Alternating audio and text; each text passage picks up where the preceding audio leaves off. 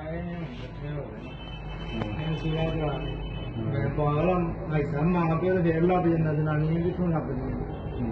500 ਬਿੰਦ ਨਾਲ ਗਾਲਾਂ ਕੱਢਦੇ ਆ ਹੁਣ ਸਹੁਰੇ 200 ਦੇ ਨਾਲ ਮੂੰਹ ਮੱਥਾ ਚੋਂਦੇ ਅਸਲ ਮਾਂ ਪਿਓ ਸੱਸ ਸਹੁਰਾ ਹੀ ਹੁੰਦਾ ਆਪਣਾ ਮਾਂ ਪਿਓ ਕੀ ਅੱਜ ਮਰਦੇ ਭਲਦੇ ਦੂਜਾ ਦਿਨ ਜਨਾਨੀਆਂ ਤੇ ਨਹੀਂ ਨਾ ਲੱਭਦੀਆਂ ਹੁਣ ਉਹਨਾਂ ਨੇ ਸੁਲਾ ਕਰ ਲਿਆ ਮੈਂ ਕਿਹਾ ਮੇਰਾ ਪਿਓ ਤੇ ਮੇਰੀ ਮਾਂ ਮੇਰੀ ਜਨਾਨੀ को माफी ਮੰਗਣ ਮੈਂ ਘਰ ਆ ਜਾਣਾ ਮੇਰੀ ਕਾਹਦੀ ਲੜਾਈ ਛੋਟੇ ਭਰਾ ਨੇ ਐਸਾ ਮਾਰਿਆ 3 ਦਿਨ ਹੋਣ ਮੇਰੇ ਅੰਦਰ ਉੱਤੇ ਇਧਰ ਹੁਣ ਮੈਂ ਦਿਨ ਨਹੀਂ ਖਾਂਦੀ ਮੈਂ ਰੋਟੀ ਖਾ ਛੋਟੇ ਭਰਾ ਦਾ ਕੀ ਹੱਕ ਬਣਦਾ ਉਹਨੂੰ ਮਾਰਨ ਦਾ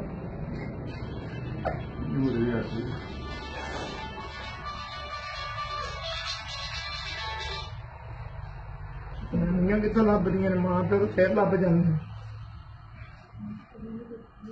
ਦੋਵੇਂ ਜੀ ਤੋਂ ਮਾਫੀ ਮੰਗਣਗੇ ਤੇ ਘਰ ਜਾਣਾ ਲੋਕਾਂ ਨੂੰ ਜਾ ਕਹਿੰਦੇ ਸਾਡੀ ਸੁਲਾਹ ਕਰਾਓ ਮੈਂ ਪਾਗਲ ਜਨਾਨੀ ਨੂੰ ਮਾਰ ਪਵਾ ਕੇ ਤੇ ਹੁਣ ਸੁਲਾਹ ਕਰ ਲਵਾਂ ਭਾਈ ਸਾਹਿਬ ਮੇਰੇ ਵਾਸਤੇ ਸਭ ਕੁਝ ਛੱਡ ਕੇ ਆਈਏ ਮੈਂ ਉਹਨੂੰ ਦਲੀਲ ਕਰਾਉਣਾ ਉਹ ਕਿਸੇ ਦੀ ਜੰਮੀ ਨਹੀਂ ਹੈ ਮੇਰੀ ਵੱਡੀ ਭੈਣ ਲੜ ਕੇ ਆਈ 8 ਦਿਨ ਤੇ ਅੰਮਾ ਮੇਰੀ ਚੁੱਪ ਨਹੀਂ ਸੀ ਕਰਦੀ ਹੁੰਦੀ ਮੇਰੀ ਧੀ ਘਰ ਆ ਗਈ ਉਹ ਕਿਸੇ ਦੀ ਧੀ ਨਹੀਂ ਹੈ ਇਹਨਾਂ ਦੀਆਂ ਬਹੁਤੀਆਂ ਲੱਗਦੀਆਂ ਜਨਾਨੀਆਂ ਕਿੱਥੋਂ ਲੱਭਦੀਆਂ ਮਾਂ ਪਿਓ ਦੇ ਹਜ਼ਾਰਾਂ ਲੱਭ ਜਾਂਦੇ ਮਾਂ ਪਿਓ ਮਰ ਜਾ ਸਾਰਾ ਮਹੱਲਾ ਆ ਜਾਂਦਾ ਪੁੱਤਰਾ ਤੇਰੇ ਵੱਡੇ ਵਡੇਰੇ ਨਾ ਰੋ ਜਨਾਨੀ ਮਰ ਜੇ ਕੋ ਜਨਾਨੀ ਆਂਦੀ ਜੇ ਮੈਂ ਤੇਰੀ ਜਨਾਨੀ ਚੁੱਪ ਕਰ ਮਾਂ ਪਿਓ ਤੇ ਫੇਰ ਲੱਭ ਜਾਂਦਾ ਔਰਤ ਜਿਹਨੇ ਕਦਰ ਨਹੀਂ ਨਾ ਕੀਤੀ ਜ਼ਲੀਲ ਹੀ ਹੋਇਆ 5 ਲੱਖ ਦੀ ਕਮੇਟੀ ਨਿਕਲੀ 4 ਮਹੀਨੇ ਉਹਨੂੰ ਮਰੀ ਰੱਖਿਆ ਸਾਰੇ ਪੈਸੇ ਮੋਗੇ ਨੇ ਤੇ ਘਰ ਆ ਗਏ ਅੱਬਾ ਮੇਰਾ ਗਾਲਾਂ ਕੱਢਣ ਲੱਗ ਪਿਆ ਮੈਂ ਕਿਹਾ ਮੈਂ ਕਮਾਏ ਹੰਨਾ ਜਨਾਨੀ ਨੂੰ ਖਵਾਇਆ ਨੇ ਕੀ ਹੋ ਗਿਆ